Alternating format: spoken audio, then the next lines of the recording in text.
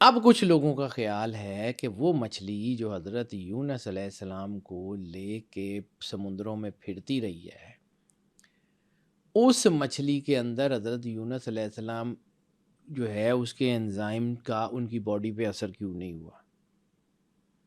وہ مچھلی جس کا سٹمک ہر چیز کو جو ہے وہ سمیش کر دیتا ہے، ایک نبی کو وہ لے کے کیسے پھرتی رہی؟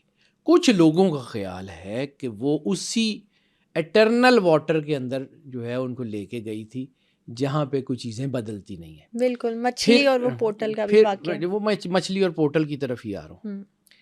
اب وہ مچھلی جو ہے وہ اتنی بڑی یا کیسے، ٹھیک ہے۔ اسی طرح ایک اور مچھلی کا ذکر آتا ہے حضرت سلیمان علیہ السلام، وہ میں نے آپ کو رزق کے کانٹیکس میں بتایا تھا کہ حضرت سلیمان علیہ السلام نے اللہ کو کہا کہ میں چاہتا ہوں میں تیری مخلوق کو کھانا کھلاؤں، تو اللہ نے کہا کہ سلیمان تم نہیں کھلا سکتے۔ ان کا نہیں مالک، کوشش تو کر سکتا ہوں نا، میرا دل کرتا ہے کہ میں تیری ساری مخلوق کو کھانا کھلاؤں، اتنی بڑی بادشاہ تھا، اتنا سارا کچھ ہے۔ اب آپ امیجن کریں کہ حضرت سلیمان علیہ السلام کی بادشاہی کہاں کہاں پر تھی، ہوا، پانی، جنات، پرندے، جانور، ایک ایک چیز ان کی بادشاہی کے اندر ہے۔ اب وہ کچھ بھی کر سکتے ہیں، ان کی پاور کا، ان کی طاقت کا اندازہ ہلکا ہلکا آپ کر سکتے ہیں، زیادہ نہیں کر سکتے۔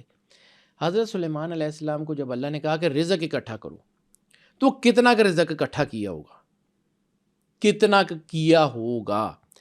اور پھر اللہ نے کہا پورا 1 سال رزق اکٹھا کرو، پورا 1 سال، پورا 1 سال حضرت سلیمان علیہ السلام رزق اکٹھا کرتے رہے کرتے رہے کرتے رہے۔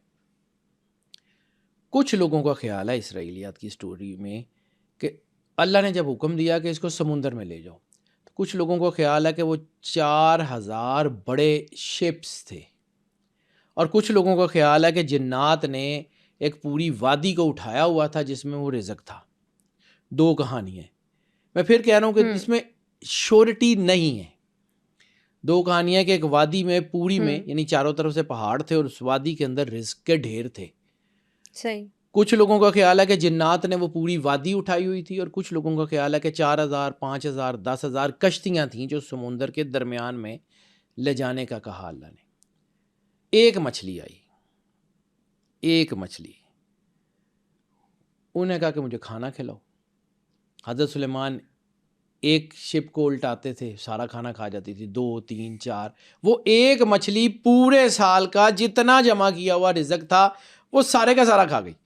ایک مچھلی وہ تمام جتنا رزق سال پورے میں حضرت سلیمان علیہ السلام نے اکٹھا کیا ہوا تھا سارا کھا گئی۔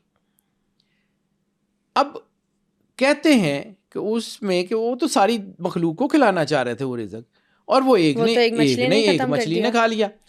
تو ان کی زبان سے بے ساختہ یہ نکلا، چونکہ جانوروں سے بات کرتے تھے، تو جانوروں سے بات کرتے تھے، تو انہوں نے کہا کہ تو کتنا کھاتی؟ تو مچھلی نے کہا کہ سلیمان میرا اللہ اس سے 5 گنا زیادہ مجھے روز دیتا، اور کبھی اس نے یہ نہیں کہا کہ تو کتنا کھاتی ہے۔ تو سلیمان نبی رہو، اللہ بننے کی کوشش مت کرو۔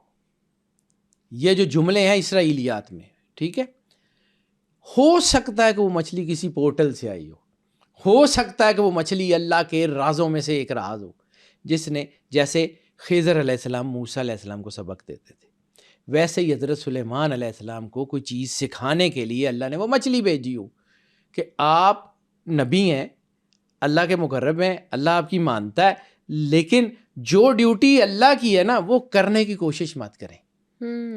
رزق بانٹنا اللہ کے ذمہ ہے، وہ کرے گا۔